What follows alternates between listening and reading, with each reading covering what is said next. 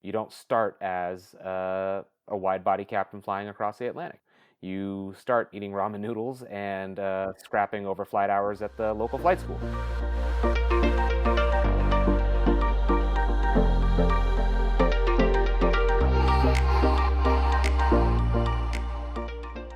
Welcome to the Future in Flight podcast.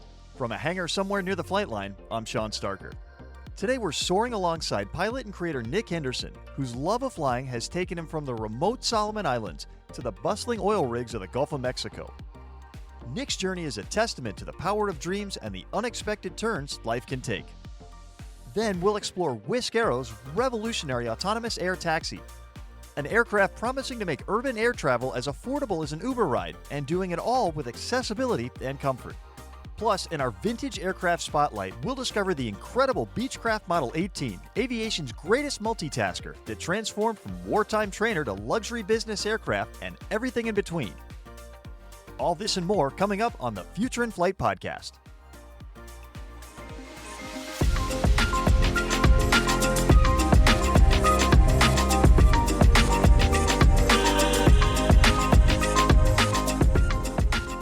High above the Gulf of Mexico, a helicopter lifts off an oil platform as the sun breaks over the horizon. For Nick Henderson, it's just another day at the office. But his journey to the cockpit started far from these waters, on a tiny island in Indonesia where, as a 3-year-old boy, he first fell in love with flying.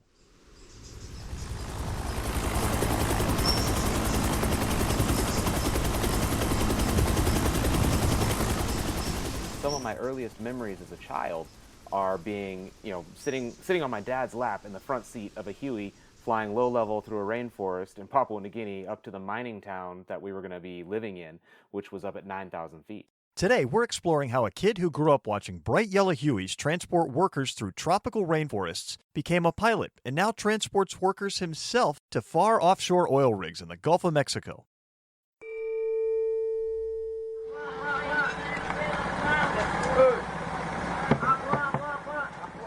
An early exposure to aviation in remote corners of the world shaped Nick's perspective in ways he'd only fully appreciate years later. Being over there in Indonesia and traveling the world, my entire childhood was spent in different countries. So we would travel, throughout Asia, throughout Africa, throughout Australia, and I was able to be exposed to aviation at all sorts of different levels. But in that, I was exposed to all these different countries and all these different faiths and just customs and cultures. That multicultural upbringing would prove invaluable in his future aviation career.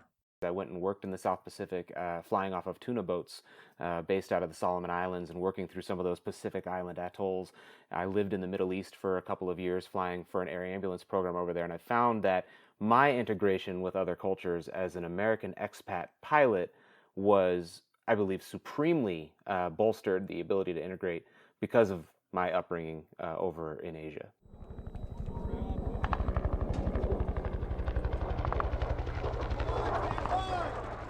But before Nick would earn his wings, he felt called to serve his country. After 9/11, he joined the Army as an infantryman. When I joined the Army, I was really young. I was right out of high school, and it was right after 9/11 had happened. And I wanted to go, and I wanted to do my part, and I wanted to fight, against the bad guys. That spirit of service would become a defining theme in Nick's life. Service is certainly something that is central to just my core philosophy of how I want to live my life and how I think, I'm going to get a full life. So yeah, serving in the military, serving politically, I did do a couple of runs politically. The American Legion was a great opportunity, again, to just give back. After his military service, the GI Bill opened the door to his aviation career. I used those to go to college, and I got a degree in aviation science, and I was able to use all of the GI Bill paid for the labs of doing the private pilot, commercial instrument, all the way up through CFI and CFII. Nick's first role as a helicopter pilot took him to the Gulf of Mexico, where he learned the ropes of offshore operations. I would show up at the very start of my hitch. I would sleep in a transient trailer, they called it, because I didn't have an actual assigned room in Louisiana. And then the very next morning, I would be at the base before the sun comes up, pre-flighting my helicopter. And as soon as we got in that twilight and we were able to lift, we were blades turning and picking up off the pads. life on an oil platform came with its own unique rhythm. And I would live on the platform. I had my own room out there, I had my own locker out there. They provided all of the meals. There was a galley crew that also did my laundry for me. But while I was out there, my job was they called a field support. I was a field support pilot. And so that one main facility that I lived on had about a dozen smaller sort of feeder platforms that were feeding oil to this main facility. And I would start my day and I would take all the guys to work. I was basically the work shuttle. And I would drop them all off. Then I'd have a little break in the afternoon. At the end of the day, I would go scoop them all up. And on a busy day on that platform, I would do about 6 hours of flying, and I would do about 40 to 50 landings. Today, Nick flies more advanced aircraft on deeper water missions. But his most memorable flights came from an unexpected return to familiar territory. The last time I was in Kuwait, I was a ground infantryman. And when I left, it was during Iraqi freedom, I had kind of sworn that I would never go back to Kuwait. So it was really unique to go back and have the ability to not only see the country from a new perspective, because now I was flying over it, but to also live in that country and experience it from a totally different perspective. That experience in Kuwait led to another opportunity for service, helping develop that country's aviation regulations. I've consulted with the CAA there in terms of developing pilot licensing requirements for helicopter pilots. They didn't have really in their law, there was really no avenue for civilly licensed helicopter pilots in the nation of Kuwait until the Life Flight program got started over there. For those dreaming of following in Nick's rotor wash, he offers this reality check about the pilot's life. The biggest misconception is that it's a really glamorous job. What gets glossed over is time away from home and time away from family. I currently work a 14-14 schedule. I'm on 14 days, I'm off 14 days. And it sounds really great when you say, I have 6 months off a year. But on the other side of that coin is I am away from my family, my loved ones, my church for no less than 6 months a year. And really it works out to more because there's 6-month training, there's annual training. And the path to the cockpit isn't always straight. You don't start as a wide-body captain flying across the Atlantic. You start eating ramen noodles and scrapping over flight hours at the local flight school. Looking to the future, Nick sees big changes coming to aviation. There's a lot of resistance against automation. Understandably, as pilots, we look at that as robots coming to take our jobs. But we have to be realistic about that. And in light of the pilot shortage that we are facing, and in light of it just advancing technology, our technology is advancing at a pace that is just astronomical. He's embracing these changes, recently training on the new Airbus H-160 helicopter in France. Traffic. The TCAS-2 system, if it's flying along, and we've got it coupled to the flight management system, and another aircraft equipped with TCAS-2 gets within this sector of engagement, the aircraft themselves will deviate from each other with zero pilot input. Automation is going to be huge in the coming years. For young aviators plotting their own course, Nick emphasizes the importance of setting clear goals. I think the most important lesson that you could take away from pursuing your goals or your dreams in aviation is to clearly define them. Know what it is that you want, and then once you know that, you are able to essentially build your flight plan and mark out your path to get to those goals. And he's quick to dispel one common myth about helicopters. I think that a very common misconception is this idea that helicopters just fall out of the sky in the event of an engine failure. They don't. And you get in these light training helicopters that you train with. Sometimes they've got such a great glide ratio. They glide just as well as a Cessna does in a power-off landing. The difference is that we are designed to land anywhere, and fixed-wing guys need a runway.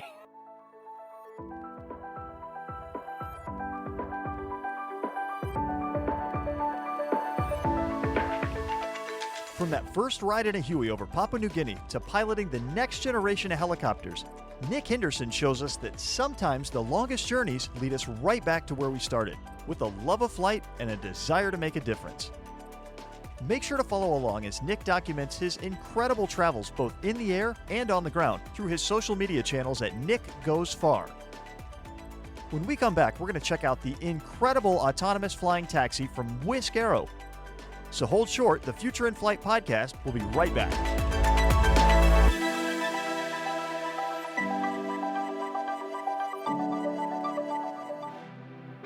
Take off with Aviation, America's leading youth aviation magazine. At Aviation, we're here to attract, educate, and empower the next generation of aviators. From standout aviation students and groundbreaking programs to inspiring events, we're giving you a front row seat to the future of flight. Think you have what it takes to be a rising star? Our Rising Star program pairs passionate aviation students with industry sponsors who help celebrate your achievements. And don't miss the Aviation American Dream Tour, coming to a campus near you soon. Dream big, fly high. Join the movement at aviationusa.com.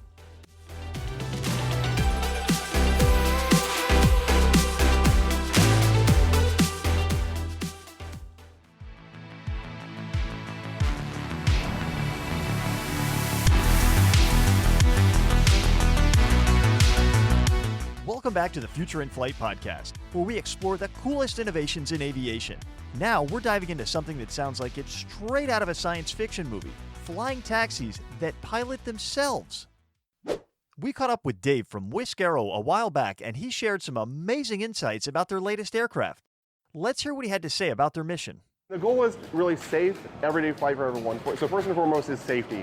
We're taking the highest levels of safety for this because we're going to be not only autonomous, but also in an urban area. So flying in a densely populated urban city, we're going to have that safety. But secondly, everyone. So we don't want to be an air taxi for the uber wealthy. That's right. Wisk isn't just making flying taxis for the wealthy. They want to make flying accessible to everyone. And get this, they're aiming to make it about as affordable as taking an Uber. But how does a self-flying aircraft actually work? Dave explained that too. So rather than have a pilot on board, we're going to have a remote supervisor. So he or she's going to be on the ground doing exactly what an airline pilot would do at altitude. Pretty cool, right? Instead of a pilot in the cockpit, there's someone watching over the aircraft from the ground, making sure everything runs smoothly. And speaking of cool features, let's take a peek inside the aircraft. You can charge your phone, you can charge your laptop, and we're going to have Wi-Fi on board, so if you need to get that email hammered out in that 20-minute flight, you can do that. But also room for your personal device. So if you have a bag, if you have a laptop, that can go down here. We got cup holders. What makes this aircraft really special is how they've designed it to be accessible for everyone. Listen to this. People that have disabilities, we can get in, big doors, we can remove seats. If somebody has a wheelchair, we can get him or her into the seat pretty easily. We can take their wheelchair, but also price point. We're really targeting UberX pricing. Let's break down some of the other cool features of this aircraft. Picture this. It has a wingspan of 50 feet and uses 12 special propellers, 6 in the front that can tilt both up and down, and 6 in the back that stay vertical. These propellers help it take off just like a helicopter, but fly forward like an airplane. Inside, it looks a lot like a luxury car. There's room for 4 passengers and their luggage. And as Dave mentioned, you'll have Wi-Fi and charging ports for your phones. It can cruise about 138 miles an hour and travel up to 90 miles on a single charge. That's enough to get you from downtown to the suburbs and back. Now, you might be wondering, when can I hop on one of these? Well, Wisk is taking things slow and steady to make sure everything is super safe. They're working with the Federal Aviation Administration to get something called type certification. Think of it like a really intense driving test, but for autonomous aircraft. Recently, Wisk reached a huge milestone when they cleared a key hurdle with the FAA. They're planning to launch their first service in Houston by the end of this decade, and once they're up and running, they want to expand to 20 different cities.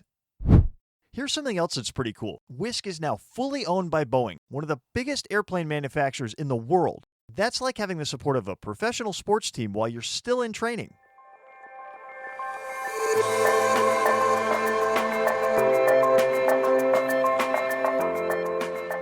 So what does this mean for you, our young aviation enthusiasts? Well, by the time you're in college or starting your careers, you might be able to hop into one of these autonomous air taxis to get across town. And here's something really exciting.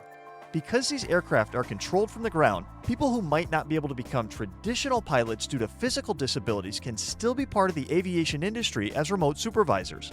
How cool is that? That's all for today's segment on Wisk Aero. Remember, the future of flight isn't just about big airplanes anymore. It's about making flying accessible to everyone, one autonomous air taxi at a time. If you want to learn more about Wisk Aero's 6th generation autonomous air taxi, check out the full video interview on Aviation's YouTube page. You'll be able to see what an amazing aircraft this really is.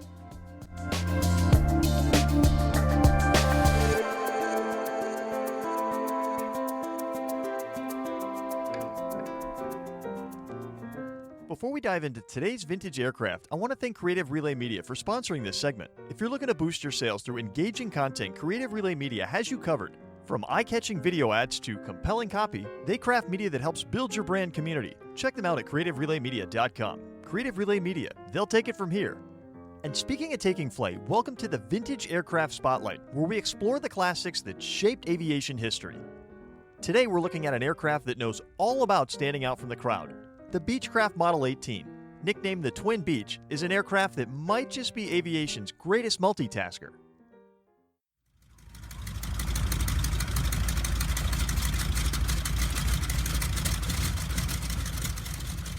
Imagine an aircraft so versatile that it could transform from a military trainer to a luxury business plane, or from a cargo hauler to a water landing marvel.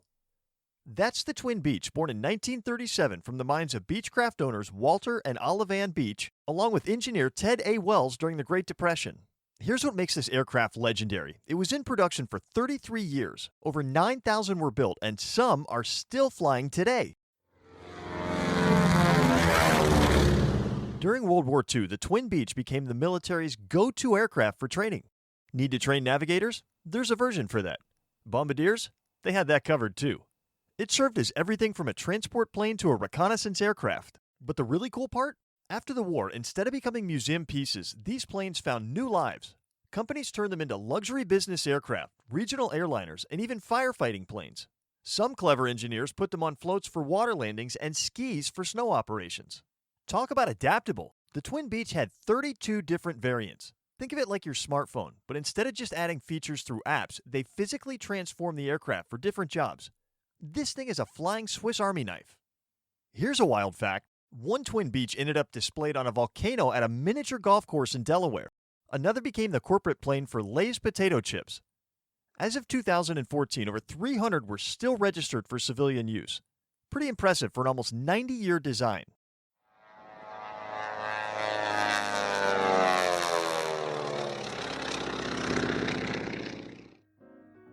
The Beech 18 proves something important. Sometimes the best aircraft isn't the newest or most advanced. It's the one that can adapt and keep flying decade after decade. So the next time you're at an air show and spot a beautiful twin-engine aircraft with that classic 1930s look, you might just be looking at one of aviation's greatest success stories. This has been the Vintage Aircraft Spotlight. I'm Shawn Staerker, reminding you to keep your eyes on the skies, but take a look back every now and again.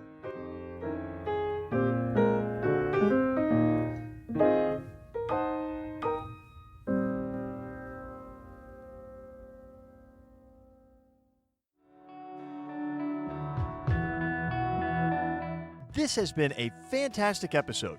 From Nick Henderson's captivating story to the mind-blowing advancements in autonomous flight with Wisk Aero and the fascinating story of the Beech 18, we've learned a lot.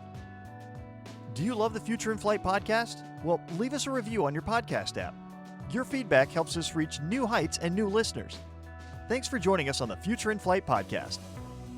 Until next time, keep your eyes on the skies. We'll see you out there and up there.